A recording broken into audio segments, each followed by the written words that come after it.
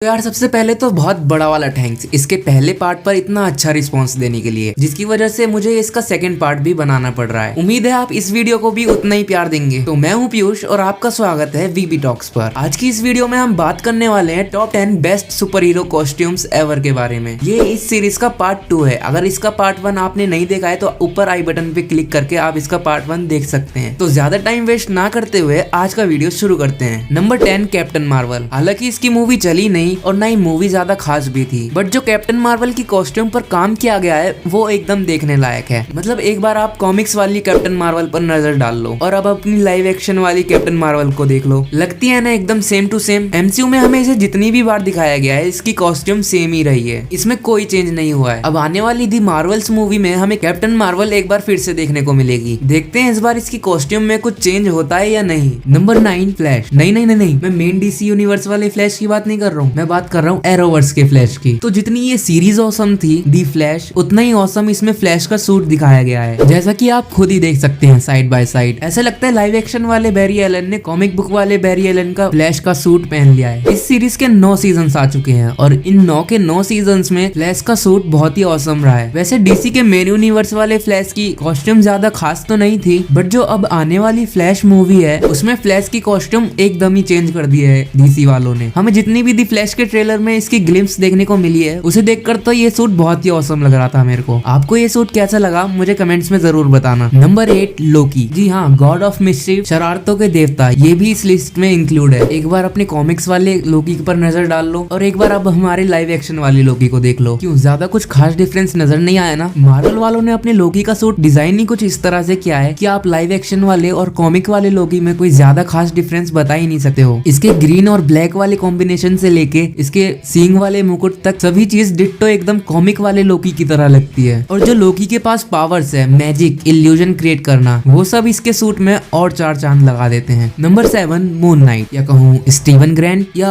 Mark Spectre या फिर जेक Lockley, whatever. एक बार फिर से साइड बाय साइड कंपैरिजन कर लो अपने एमसीयू वाले मून नाइट का और कॉमिक्स वाले मून नाइट का। वैसे तो इस कॉस्ट्यूम को लाइव एक्शन में अडेप्ट करना कोई ज्यादा मुश्किल काम नहीं था, क्योंकि ये कॉस्ट्यूम पूरी की पूरी व्हाइट थी। मगर इस कॉस्ट्यूम को मैंने इस लिस्ट में इसलिए रखा है क्योंकि जिस तरह से अपने मार्क स्पेक्टर पर ये सूट फॉर्म होता है वो एकदम देखने के काबिल है। मतलब एकदम वेनम की तरह ही मून नाइट का भी सूट फॉर्म होता है उसके ऊपर, और ये चीज देखने में बहुत ही फैसिनेटिंग लगती है। प्लस ऑस्कर आइजैक की एक्टिंग, मैं कहूंगा एकदम जबरदस्त परफॉर्मेंस दी है ऑस्कर आइजैक ने इस सीरीज में अपनी। इस सीरीज में मैं इस बंदे की एक्टिंग देखने के बाद तो मैं ऑस्कर आइजैक की एक्टिंग का फैन हो चुका हूँ। तो आपको ये शो और ऑस्कर की एक्टिंग कैसी लगी थी इस सीरीज में, ये मुझे कमेंट्स में जरूर बताना। Number 6 Homelander. तो दी बॉयज सीरीज सिर्फ अपनी आर रेटिंग और खून खराबे वाली सीरीज होने की वजह से ही फेमस नहीं है। इसमें जो सूप्स के कॉस्ट्यूम्स दिखाए गए हैं वो एकदम कॉमिक एक्यूरेट बनाए गए हैं, और इनमें से सबसे ज्यादा कॉमिक एक्यूरेट सूट जिसका मुझे लगा है वो है होमलैंडर। मतलब एक बार आप खुद ही कॉमिक्स वाले होमलैंडर को देख लो और अब एक बार लाइव एक्शन वाले होमलैंडर को देख लो। मतलब इसके केप से लेके इसके शूज तक एकदम परफेक्शन के साथ डिजाइन किए गए हैं, और ऊपर से अपना बैड एस होमलैंडर जब इसमें उड़ता है तो एकदम अलग ही ऑसमनेस वाली फील आती है। दी बॉयज सीरीज के 3 सीजन आ चुके हैं और इन तीनों सीजन में ही होमलैंडर का सूट सेम रहा है। अब इसके आने वाले सीजन 4 में देखते हैं होमलैंडर के सूट में कोई चेंज होता है या नहीं। नंबर 5 शज़ैम AKA बिली बैटसन। तो सिर्फ एक मामूली सा बच्चा एक नाम लेके चेंज हो जाता है एक सुपर हीरो में। तो जितनी इसकी पावर्स इंटरेस्टिंग और ऑसम है उतना ही इसका सूट भी ऑसम है। फुल रेड व्हाइट क्लॉक और छाती पे ऐसे मतलब येलो लाइटनिंग का साइन। इसे भी लाइव एक्शन में अडेप्ट करना कोई ज्यादा मुश्किल काम नहीं था, बट जिस तरह डीसी वालों ने इसकी पावर्स और सूट को दिखाया है वो एकदम देखने लायक था। प्लस जो मूवी में कलर्स थे शज़ैम के सूट को और ज्यादा फैसिनेटिंग बना दिया था। अच्छा, इसे भी आप एक बार साइड बाय साइड देख ही लो, है ना बिल्कुल कॉमिक वाला शज़ैम ही। और अब आने वाली शज़ैम 2 में तो इसके सूट में चेंजेस भी किए गए हैं। देखते हैं आने वाली शज़ैम 2 में इसका सूट कैसा होगा। नंबर 4